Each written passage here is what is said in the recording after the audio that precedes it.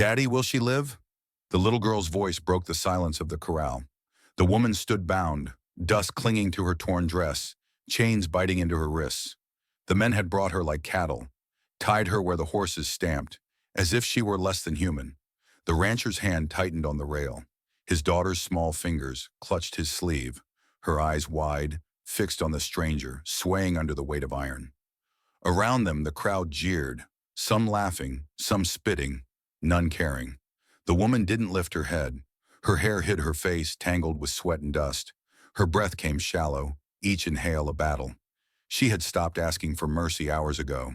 The rancher said nothing. Silence had been his shield for years. But the girl tugged his arm again, whispering, "Daddy, help her."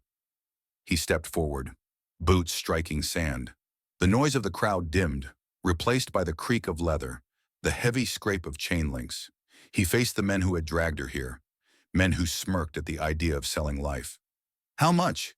His voice was flat, low, a sneer, a number spat too high. He didn't argue. He reached into his coat, dropped coin heavy into a waiting palm. Metal rang against metal. Laughter cut off sharp. He turned to the woman, pulled a knife from his belt, cut the rope binding her to the post. Chains fell, clattering into dust. She collapsed forward, catching herself on her knees. He didn't touch her, only dropped his coat beside her. "Put it on," he said.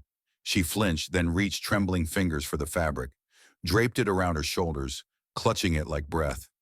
For the first time in years, she wasn't bare to the jeers of men.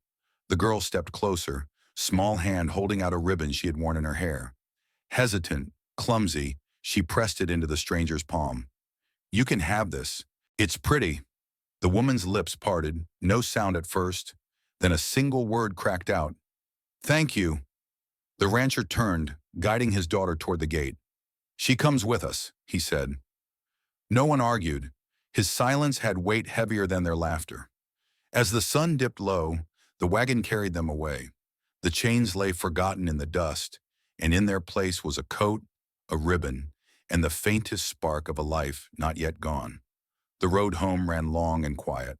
The girl sat in the wagon between them, small hand on the woman's sleeve as if touch alone could keep her from slipping back into dust. The rancher kept the reins steady. He didn't look at the woman again until the gate. The yard was plain. A pump, a trough, a porch with one chair. The barn leaned but stood. Beyond the house a small hill rose, a cedar line at its top. The woman's eyes flicked there and away. Inside, the air held smoke and scrubbed wood. The table was bare. A kettle waited on the stove. He set his coat on a peg, then filled a basin at the pump and carried it in, water sloshing. He set it near the stove so heat would take the bite out of it. He found a small cake of lye and placed it on a plate. Then he stepped back, turned his shoulders toward the door, and said only, "Wash." He left the room.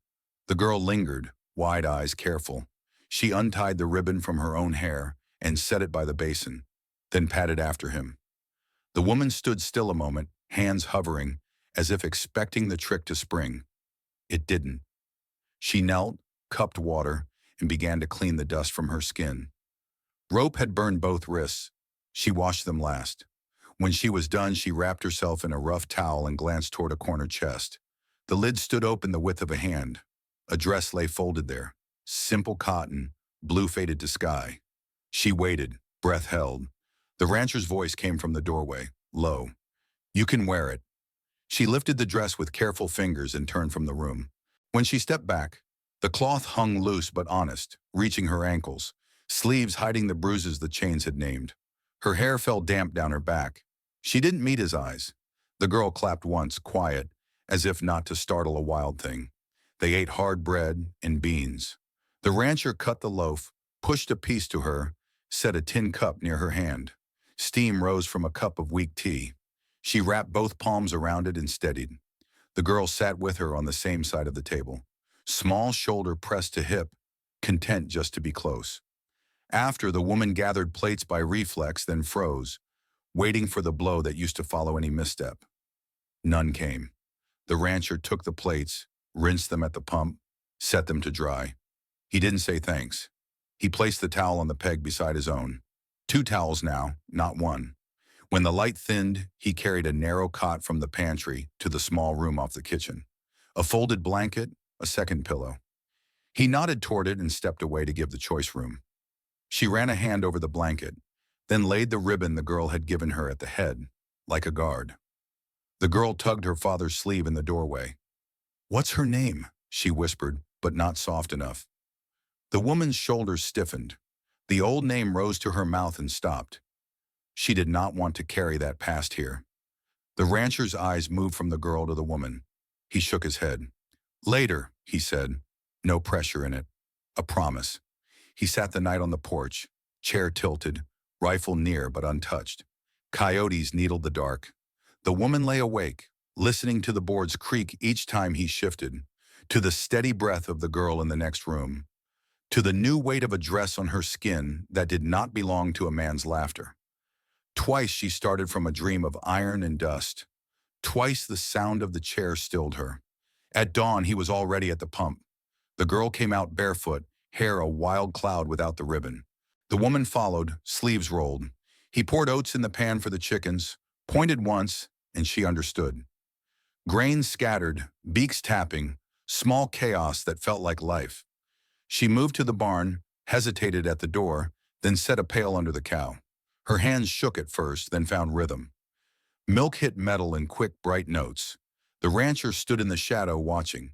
He did not correct. When the pail was half full, he reached past her and steadied the handle with 2 fingers. Not a lesson, just time given. The girl sat on the threshold, chin on knees, humming some tune she made herself. When the woman carried the pail past, the child sprang up and fell into step without being asked. Small face turned up, pleased to serve. By noon, the sky had gone white with heat. The rancher fixed a hinge that had always caught. He shaved curls from a length of pine and cut 2 pegs to hang cups on. One peg was already used, the other empty. He set the extra cup there and stepped back. The woman saw it and stood very still, a long breath, as if the air had thickened around that simple mark. He checked fences while the girl napped. The woman swept. Dust rose in soft circles, settled again. She found a scrap of cloth in a drawer and stitched its edge, then stitched another. Her hands remembered the work as if they had been waiting for it. She tied the cloth for a curtain and hung it over the kitchen window with a piece of twine. It caught the afternoon and softened it. He returned and paused in the doorway. He said nothing, but he cut 2 more pegs and set them under the first, measured to match. When he was done, he ran his thumb over the smooth wood and let the door swing back and forth once. Quiet on the new hinge. The girl woke, found the woman at the basin, and brought a small wooden comb from a box of her own treasures. She held it up, hopeful. The woman knelt. The child worked through the damp ends, careful, tongue peeking at the corner of her mouth with concentration. The rancher watched a moment and went to the yard when he felt his chest pull. He came back with a thin slat and his pocket knife, sat on the porch step and carved while they worked at hair and quiet. Chips fell in small curls. The slat became a little sign, a simple plank. He sanded the edges with a scrap of leather. When it felt right in his hands, he stood, took a piece of charcoal from the stove box, and wrote one word on the board. Not a name. Not yet. A place to hold one. He set the plank on the mantel. The woman saw and looked away quick, as if afraid to claim a thing too soon. He didn't press. He left it there beside a jar of buttons and the only photograph the house still owned. The girl tugged the woman's sleeve toward the photograph. A man and a woman, stern in the old way of pictures, a baby wrapped tight in the woman's arms. The frame was chipped. The glass was gone. The woman glanced at the rancher. He kept his eyes on the yard. She understood without words. Grief lived here too. She lowered the frame back to its spot, careful to set it straight. Evening brought a wind from the flats. He hitched the gate with a second loop of leather. He moved the rocker so anyone at the door would need to step carefully not to wake her. He was making small defenses before danger even showed its shape. When night fell, the girl climbed into her pallet and reached for the woman's hand. The woman sat on the edge until the child's breath deepened. The ribbon lay on the pillow like a band of sky. The rancher stood in the doorway, hat in his hand, not entering, not sending her away. He nodded once to the girl, once to the woman, then took his post on the porch again. Sometime after midnight, the woman woke to old footsteps that lived only in memory. Her heart ran. She rose, crossed the kitchen, and paused in the doorway to the porch. He was there, elbows on his knees, eyes on the road that had not yet brought trouble. He did not turn, though he knew she stood behind him. "I can leave at first light," she said. It was barely a whisper. Saying it hurt and freed in one motion. He shook his head. "You'll eat first," he said. That was all. She slid down the jamb until she sat on the floor, back against wood, breath easing. She watched the sleeve of his shirt rise and fall. After a time, she slept again, head against the doorframe. He did not move her. Dawn found them where they were. He rose, set coffee to boil, and stepped out to the pump. The girl came rubbing eyes, saw the woman in the doorway, and curled into her lap without a word. The woman held the child and stared at the ridge while steam threaded the room. When the rancher came back, he set a tin cup beside her knee and another where the girl could reach it without spilling. He poured slowly, careful of small hands. Later, he took the dress she had worn in from the chest, spread it on the table, eyed it for places that would tear. He fetched a roll of blue thread and set it down near her elbow. She threaded the needle and bent to the work. He watched the neat line grow where the seam had frayed. He set a spool of stronger thread beside it, then walked away before thanks could bruise what the moment was building. By midday, he hitched the wagon. The girl bounced once on the step and then stilled, reading his shoulders, always the measure. He glanced at the woman and tipped his head toward town. She hesitated. The sound of the corral lived just under her skin. He saw the flinch and put his palm flat on the gate, not on her. "For cloth," he said. "For shoes." She swallowed, nodded, and climbed up. The girl wedged between them and kept her hand on the woman's sleeve all the way down the track. Town was smaller in daylight. The saloon doors still swung, but laughter didn't carry the same edge. Men glanced and looked away. The woman kept her eyes on the boards of the general store porch. Inside, the keeper nodded slowly, measuring silence against rumor, then spread bolts of fabric without commentary. The rancher picked sturdy calico, a length of muslin, a pair of women's shoes plain as bread.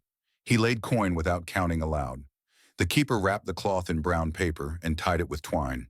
The woman held the bundle as if it might float from her arms if she didn't anchor it. On the way out, the girl pointed at a rack of small tin nameplates meant for harness and tack. The woman stopped. The rancher stopped too. He waited. The old name bit at the back of her throat. She let it pass. "No," she said. "Not a refusal to the plate, a refusal to what had been." The rancher's gaze rested on the plates a long moment. He lifted one blank, no letters stamped, smooth and waiting. He paid the 2 cents.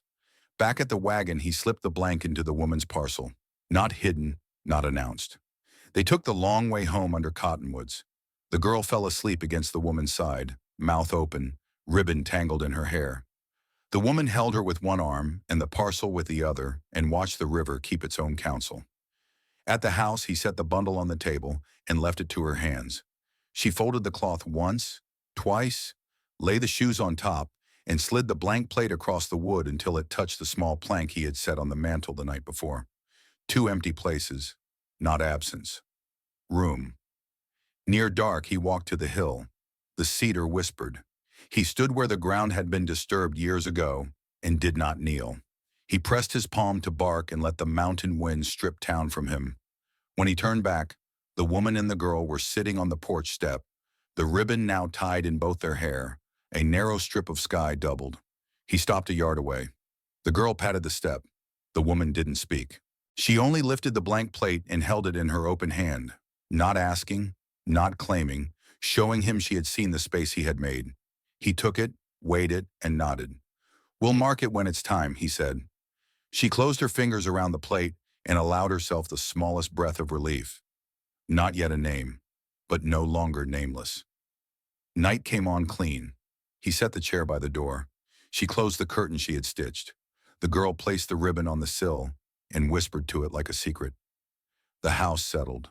For the first time since the corral, the woman slept without dreaming of iron. Days after town felt steadier, like boards finally nailed flat. Work made sense. The girl learned chores, gathering eggs, rinsing cups, counting fence posts to the north line. The woman wore the blue dress while she mended the old one, stitching straight, clean lines. On the mantel, the small plank and the blank tin plate waited side by side. He took the wagon at dawn for Salt and Seed. She swept the porch, boiled a wash. While shirts flapped on the line, she watched the road the way a deer listens after a shot. Nothing came. Near noon, a rider formed out of heat. Not the rancher. She stepped into the doorway's shadow and laid a hand on the girl's shoulder. He looped his reins on the gatepost, drew a paper from his coat, slapped it to the fence for travelers to see, tapped it flat, then looked at the porch. "Where's your man?" he asked. She didn't answer. The girl pressed into her skirt. The rider smiled like a store sign, painted friendly, nailed hard. "He'll want this. Runaway in chains. Reward for return." The man who paid bought a breech, not a bride. He swung up and left. Dust rose, floated, settled. She stood longer than needed. When the girl's breath slowed, she stepped out and read the notice. The drawing could be anyone until you had watched a woman tied to a post. Then it was her. The word under the sketch named her a debt, not a person. The sum would buy a team and winter's flower. She tore the paper free, folded it, and set it on the mantel beside the plate. At dusk, the wagon creaked into the yard. He saw the torn edge on the gatepost before the paper by the plate. "Rider," she said, "left this." He scanned it and set it down as if placing fire. Then he checked the latch on the door and the hinge pin on the gate. He pulled the rocker half an inch so anyone entering would trip unless invited. Small defenses. They ate in quiet. After the girl slept, he hung the paper back on the fence. Face to the wood, blank to the road. "Why?" she asked. "So I see it when I touch the gate," he said. "So it doesn't choose for us." Night felt higher after that. He stayed in the chair listening.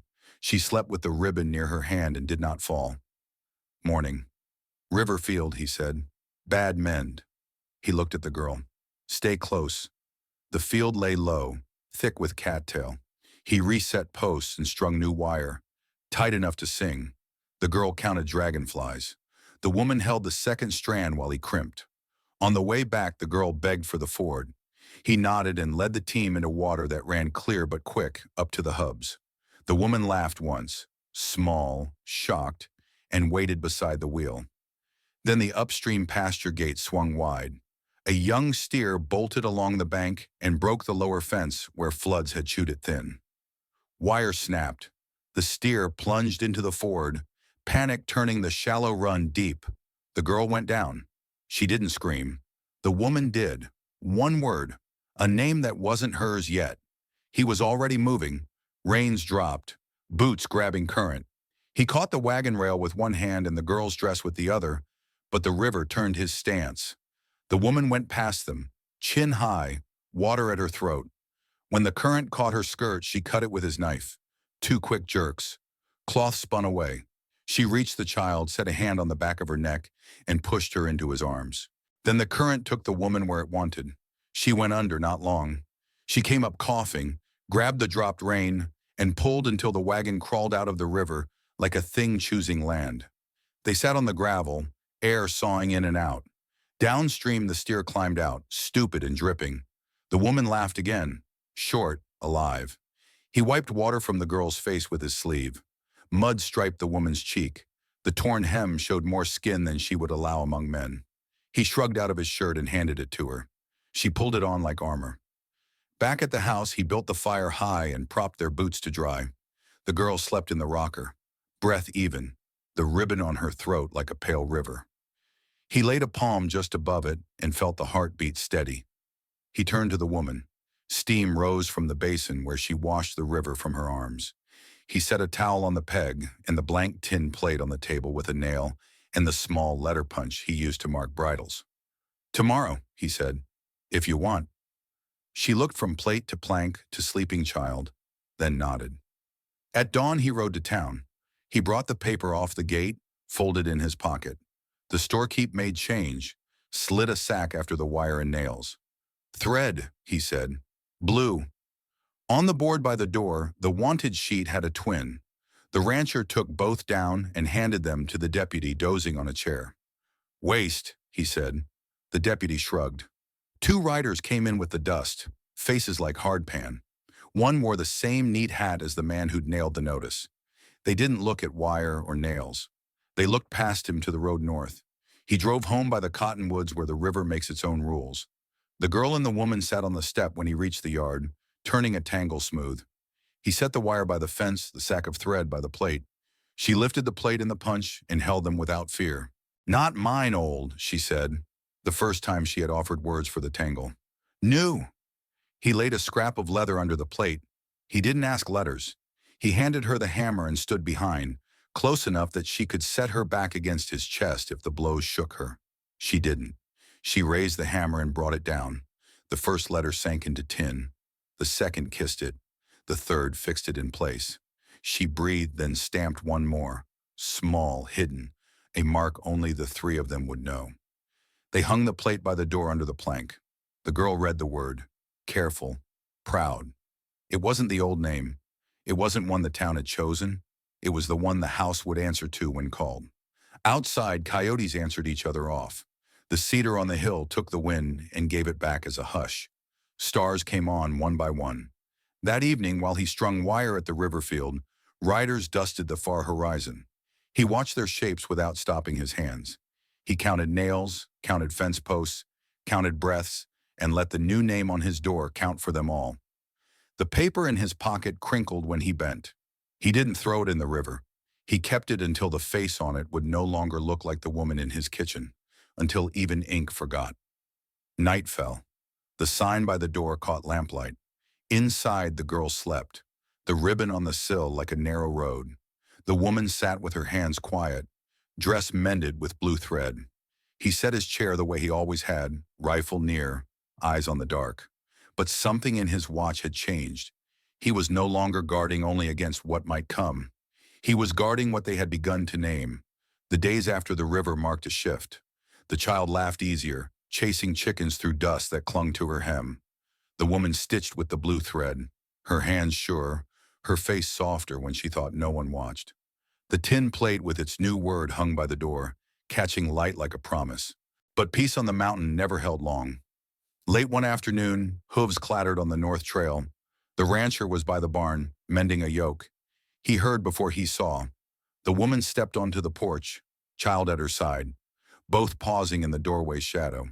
Three riders eased into the yard, not townsmen, not kin, drifters, lean and restless, the kind who sniff out weakness like wolves. The lead man tugged his reins, spat, and eyed the cabin. "Heard there's coin up here. Heard there's more than coin." His gaze shifted to the woman. The rancher stood straight. He didn't reach for the axe. He didn't need to. His silence made the riders restless. The child clung to her mother's skirt, whispering, "Daddy." The leader dismounted, boots grinding grit. "Paper says she's wanted. Reward's ours if we bring her down. Hand her over, easy." The rancher's jaw tightened. He lifted the yoke, set it aside, and walked slow toward the fence. Each step was measured, as if boards themselves counted on him to steady them. "No." The word dropped heavy. The horses shifted, ears flat. The woman's breath caught. The drifter's hand hovered near his belt. "We'll take her anyway." The rancher's eyes moved once to the girl, once to the woman, then back. He laid his palm on the fence rail. The rifle leaned against the post behind him, within reach. The drifters saw it. They measured their odds. The silence stretched. The woman stepped forward, trembling but unbroken. Her voice shook, yet carried. "He gave me a name, a life. You'll not take it." The men sneered, but the rancher's stillness made them falter. Finally, the leader cursed, spat again, and swung into his saddle. "Not worth it. Not today." They rode off, dust curling behind like smoke.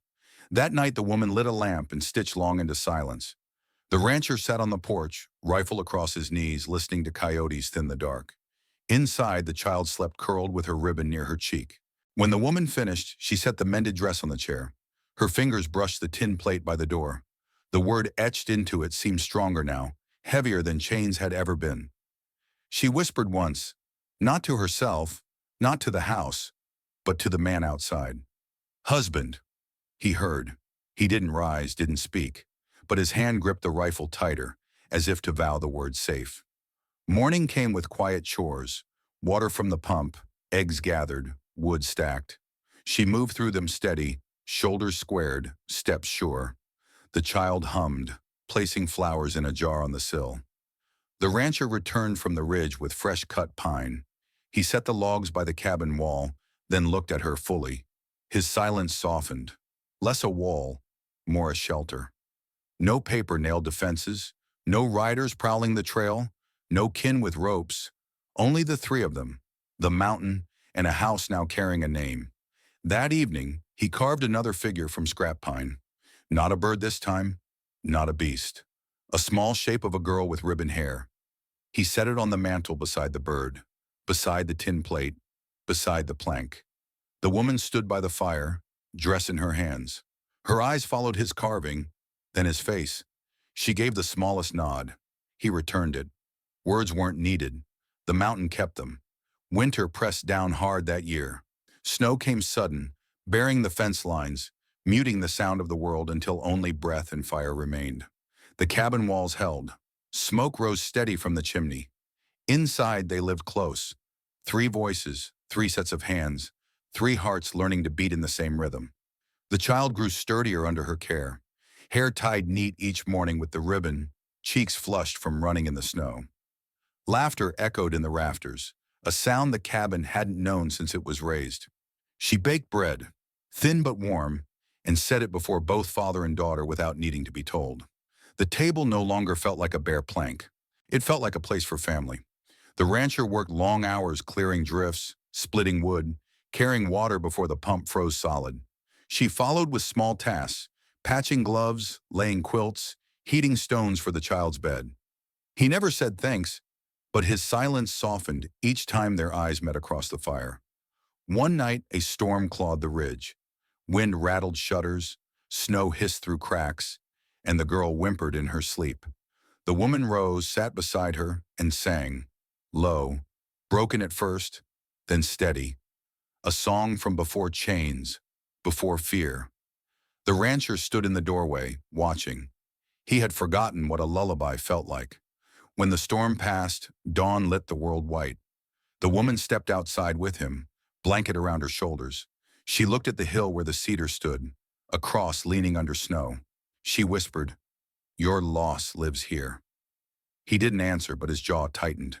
She touched his sleeve, light as falling ash. "And now, so does mine." For the first time she spoke of the years stolen, of voices that had called her useless. The words spilled quiet, steady, until the silence took them. He didn't offer comfort, he only stayed. That was enough. Spring melted the ridge.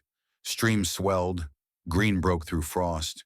She planted a garden by the cabin, rose crooked at first, then straight under his guidance. The child dropped seeds, giggling when her hands stained with dirt. By midsummer, shoots rose, and the table bore more than bread. Beans, squash, berries she had gathered and preserved. The riders never came back. The kin never climbed the trail again. Perhaps fear kept them, perhaps shame, perhaps the mountain itself had claimed her as its own. Either way, their shadow no longer darkened her doorway. The day she became wife was not marked by vows, nor preacher, nor paper. It was marked by an act. The rancher had cut timber high on the ridge. The load slipped on the slope, nearly crushing him. She saw, ran, and set her shoulder against the log, straining until it settled safe. He looked at her then, truly looked, not as a burden, not as a stranger, not as someone bought or rescued, but as equal, as chosen. That night he set the carving knife aside. From cedar he cut two small figures, one man, one woman, and set them on the mantel beside the bird, the child, and the tin plate with their name. He turned to her, firelight on his face, and spoke one word, steady, final. Wife. Tears filled her eyes, but they didn't fall. She stepped close, placed her hand against his chest, felt the weight of his silence. Husband, she whispered back. The child stirred in her sleep, ribbon loose in her hair, a smile curving her mouth. The mountain breathed around them, vast and unyielding, but the cabin held warmth enough to last through any storm. She had come in chains, brought to dust, stripped of name and worth. Now she wore a dress sewn by her own hands, bore a name carved into tin, and lived a life not given, but built. She had been sold as nothing. He had given her space, a table, a place to stand. The child had given her trust. Together they gave her a second life. And on the ridge the cedar swayed in the wind, guarding both the graves of the past and the home of the living. If this story touched you, don't forget to like, subscribe, and leave a comment. Which moment struck deepest? The chains broken, the name given, or the vow spoken without paper or preacher?